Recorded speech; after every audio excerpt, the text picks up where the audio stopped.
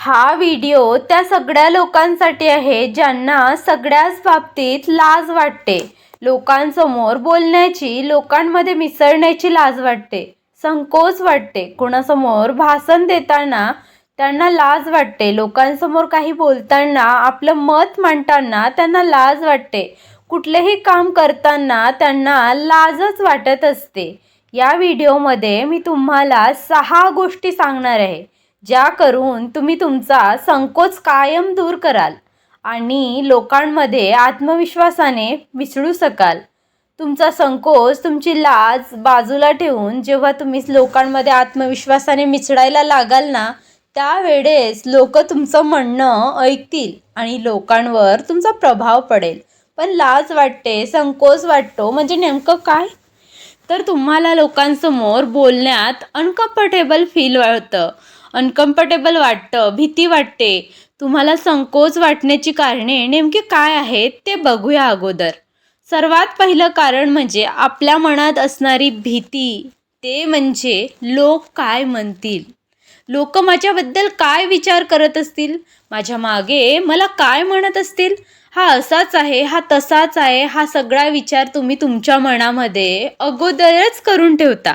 आणि हा विचार, ही तुमची भीती तुम्हाला लोकांमध्ये वावरण्यासाठी संकोच निर्माण करत असते. तुमच्या मनामध्ये एक संकोच निर्माण होत असते. दुसरी गोष्ट म्हणजे जर तुम्ही लोकांमध्ये मिसळायला संकोच बाळगलात तर पुढची स्टेपवर तुमच्या मनामध्ये ही भीती निर्माण होते की आपल्या तोंडातून काही चुकीचे शब्द जाऊ नयेत आणि लोक आपल्याला चुकीचे समजतील का? मी काही बोललो तर लोकांमध्ये माझं हसू होईल का? याने आपण बोलतच नाही, लोकांमध्ये गप्प बसून राहतो. तिसरं कारण म्हणजे तुमच्या लक्षात येतं की नाही माहीत नाही, पण तुम्ही जेव्हा सोशल होता ना किंवा लोकांमध्ये जाता तेव्हा तुम्ही बोलत असताना लोक तुमच्याकडे बघतात आणि ओळखतात की तुम्ही कम्फर्टेबल आहात की नाही, तुम्ही घाबरलेले आहात. आणि तुमच्याही ते लक्षात येतं की लोकांना हे कळलेलं आहे की आपण घाबरलेलं आहोत. त्यावेळेस तुम्ही आणखीन जास्त घाबरता, तुम्हाला आणखीन जास्त संकोच वाटू लागतो. चौथी गोष्ट म्हणजे आपल्याला नकार येईल की काय त्याची भीती. समोर काही बोललेलं, काही मागितलं किंवा आपल्याला काही मागण्या मांडल्या तर समोरच्याने आपल्याला नकार देईल तर त्याची भीती आपल्या मनामध्ये असते आणि म्हणून आपण बोलायलाही घाबरतो, आपल्याला बोलायची लाज वाटते. पाचवी आणि सगळ्यात महत्त्वाची गोष्ट म्हणजे आत्मविश्वासाची कमी. वरच्या 4ही कारणे या 5व्या कारणावरूनच आहेत. जर तुमच्याकडे आत्मविश्वास नसेल तर तुम्ही कुठलीच गोष्ट कोणासमोर कधीच मांडू शकत नाही. कारण आत्मविश्वास हे खूप इम्पॉर्टंट आहे आणि काही बोलू शकत नाही, तुम्हाला कायम लाज वाटणार, तुम्हाला कायमच संकोच वाटणार. 6 आपल्या दिसण्याबद्दल आपल्याला असणारा ऑकवर्डनेस किंवा अवघडलेपण. मी जाडच आहे, मी खूप जास्त बारीक आहे का, मी काळी आहे का, मी गोरी आहे का, मी घातलेले कपडे ठीक आहेत का, मी चांगला दिसतो का. म्हणजे तुमच्या दिसण्याबद्दल, तुमच्या शरीराबद्दल तुम्हाला असलेला लो कॉन्फिडन्स, हेच कारण आहे तुमच्या संकोच असल्याचे, तुम्हाला लाज वाटण्याचे. आता लाज वाटण्याचे, संकोच वाटण्याची 6 कारणे तुम्ही पाहिलेच, पण हे दूर कसे करायचे, यातून बाहेर कसं पडायचं, तर इथून पुढे त्याबद्दल बघूया. म्हणजे फर्स्ट, आपण जसे आहोत तसे आपल्याला स्वतःला स्वीकारायला हवं. जगातल्या 50% जास्त लोकांना स्वतःच्या दिसण्याबद्दल खूप तक्रारी असतात. म्हणजेच मी जाड दिसतो का, मी बारीक दिसतो का, माझं नाक छोटं आहे का, या सगळ्या गोष्टींमध्ये आपण अडकळून असतो. त्याच आपल्याला बघत असतात की आपण काय बोलतो, पण हे तुम्हाला लाज वाटण्याचं कारण असू देऊ शकतच नाही.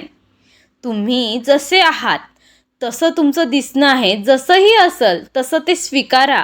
कारण तुमचं दिसणं बदलू शकत नाही. फक्त तुम्ही तुमच्या शरीराकडे, आरोग्याकडे, तुमच्या फिटनेसकडे चांगल्या पद्धतीने लक्ष ठेवू शकता.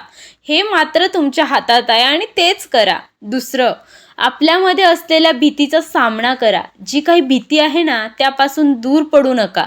समोर आलेल्या प्रसंगाला घाबरू नका. आपल्या मनातल्या भीतीवर विजय मिळवण्याचा प्रयत्न करा. लोकांमध्ये जाण्यापासून, स्टेजवर जाण्यापासून तुम्ही 1 वेळेस घाबराल, 2 वेळेस घाबराल, पण 3ऱ्या वेळेस जायचं की नाही असं करू नका. तुम्ही 3ऱ्या वेळेस जा. त्यावेळेस तुमची भीती कमी झालेली असेल आणि तुम्ही आत्मविश्वासाने बोलू शकाल.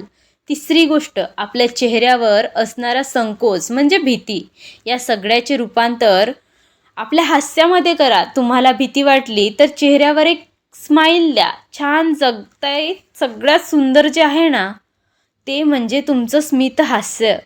हसताना प्रत्येकजण सुंदरच दिसतो. तुमचं हास्य हे तुमच्या व्यक्तिमत्वाला खुलवत असतं. म्हणून जेव्हा कधी भीती वाटेल, संकोच वाटेल, लाज वाटेल, तेव्हा एक छोटीशी स्माईल चेहऱ्यावर आणा. तुमचं व्यक्तिमत्व ती बदलवून देईल आणि ती स्माईल तुम्हाला कॉन्फिडन्स वाढवण्यात मदत पण करेल. म्हणून थोडी स्माईल ठेवा. 4थी गोष्ट, बाहेरच्या गोष्टीवर लक्ष देऊन घाबरण्यापेक्षा आपल्या स्वतःमध्ये लक्ष द्या. आपल्या भावनांवर, आपल्या शब्दांवर लक्ष द्या आणि आपली सगळी ऊर्जा जी आहे ना आपल्या भावनांवर केंद्रित करा. आपल्याला काय बोलायचं आहे, आपण काय बोलत आहोत याच्यावर लक्ष द्या.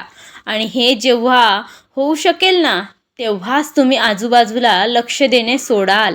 5वी गोष्ट, आपले सगळे मागचे रेकॉर्ड, आपला भूतकाळ, आपले कामं करण्याची पद्धत हे सगळं चांगलं ठेवा.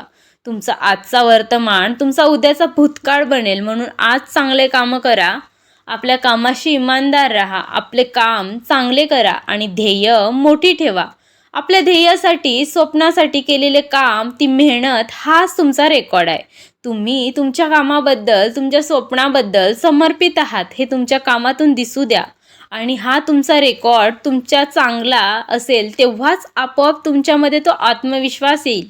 लोकांसमोर बोलण्याचा, आपल्यामध्ये काहीतरी चांगलं आहे हे दाखवण्याचा आत्मविश्वास तुमच्यामध्ये येईल. मग लोकांचाही तुमच्यावर आपोआप विश्वास बसेल. 6वं, आपलं कम्युनिकेशन स्किल म्हणजे संवाद कौशल्य हे वाढवा. चांगले असू द्या, बोलतो तर प्रत्येकजणच, पण कौशल्य काय असते, आपली गोष्ट समोरच्याला पटायला हवी. आणि हे कौशल्य 1 दिवसात येत नाही. त्यासाठी तुम्हाला काम करत राहावं लागेल. कुठलेच कौशल्य असतील तर एका दिवशी माणूस शिकून घेत नाही. खूप दिवस लागतात, मेहनत घ्यावं लागतं. आपण काय बोलतो, कसं बोलतो यावर लक्ष ठेवा. आपलं संवाद कौशल्य, आपला आत्मविश्वास या दोन्ही गोष्टी एकमेकांवर अवलंबून आहेत. जेव्हा तुमचं संवाद कौशल्य चांगलं असतं तेव्हाच तुमचा आत्मविश्वास वाढतो. आणि जेव्हा तुमचा आत्मविश्वास वाढेल ना तेव्हाच तुम्हाला 4 चौघामध्ये बोलण्याचा कॉन्फिडन्ससुद्धा वाढेल. हे नेहमी लक्षात ठेवा. आणि तुम्हाला माझा व्हिडिओ आवडला असेल तर सबस्क्राईब नक्की कराल आणि लाईक करा.